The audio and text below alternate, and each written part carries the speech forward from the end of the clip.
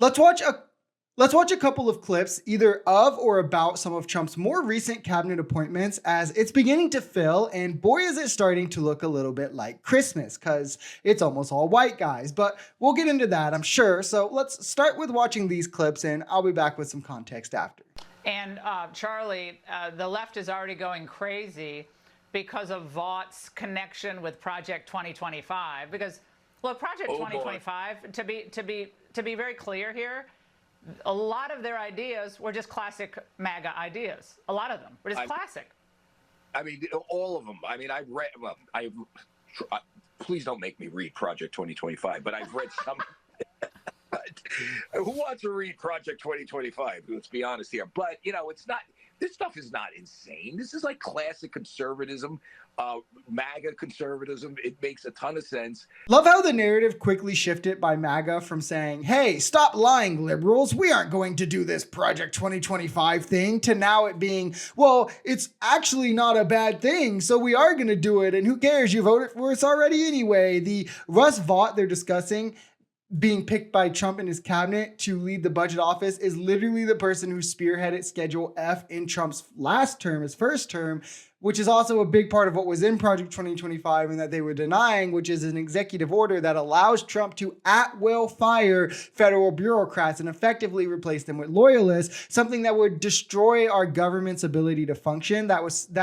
These are non-political, non-partisan, not affiliated with a party, just experts with experience at a thing. And what this means is that these experts, these experienced workers will no longer be able to provide him any checks or tell him what is right or advise him. They'll have to do what he thinks is right or be fired with no ands, ifs, or buts, taking the government from working for you, for me, to working for the president of the United States. Donald Trump is the most sophisticated leader on economics that I've met. And he's also the most open-minded. So the idea of bringing back tariffs, Alexander Hamilton was the original tariff man. And why did he like tariffs? Two reasons. One, to fund the Treasury. Two, to protect nascent U.S. industries. This is hilarious. I don't know how he says it with a straight face, because saying Trump is one of the most sophisticated economic leaders is a wild statement, to say the least, especially considering I truly don't think Trump even knows how tariffs work. He consistently says that he will force the other countries to pay the tariff, which is just not how they're applied. They're applied on the importing country, so foreign countries would never pay a dime. And we know from historical precedents that the cost is passed on to some consumers. So who knows what he's talking about, right? And then you can go down the list. His idea to bring down housing costs is drill, baby, drill. Yet we're more energy independent now than we've ever been in history, and housing prices continue to rise. Or there's mass deportation as the solution to childcare. I mean, this is someone who seriously has the economic chops of my 6-year-old. And in saying that, I realize how disrespectful that is to my 6-year-old, who would probably run circles around him on a macroeconomic level. See, America's been really spoiled for a long time, but the federal government has been the worst abusers of the Americans' hard-earned tax dollars and the American people's trust.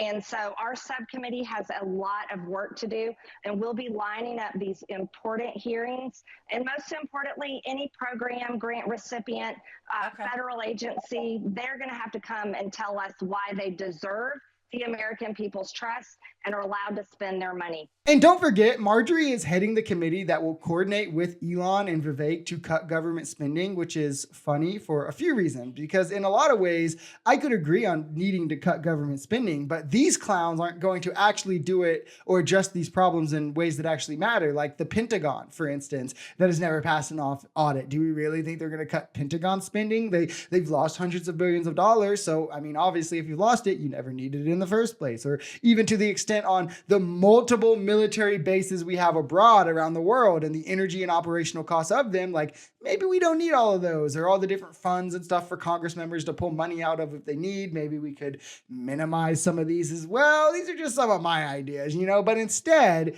these guys are going to say, no. Who cares about the Pentagon? Who cares about military spending? Who cares about any of that? Let's bring back the age-old conservative attacks on things like SNAP, food stamps, the real drainer of our government money, WIC, I absolutely guarantee it that these are the things they go after, if not like the Department of Education or the Department of Labor, so they can further roll back regulations and enrich themselves through their businesses. Like, anyone who truly believes or thinks that this idea of like a deep state of elites controlling the government is a bad thing, and them using our tax dollars for stuff we don't agree with is a bad thing, shouldn't be comfortable then with the idea of the literal richest man on the planet and any other billionaire Trump can fit into this thing as being put in charge of a made-up committee to control these exact things that people are saying is a problem. Again, from the richest man on the planet, especially, again, Elon, who's had shady conversations with Putin behind closed doors and other things he's tried to hide, right? Like, when I tell you that MAGA is superficial in all of their beliefs, just know that I really mean it.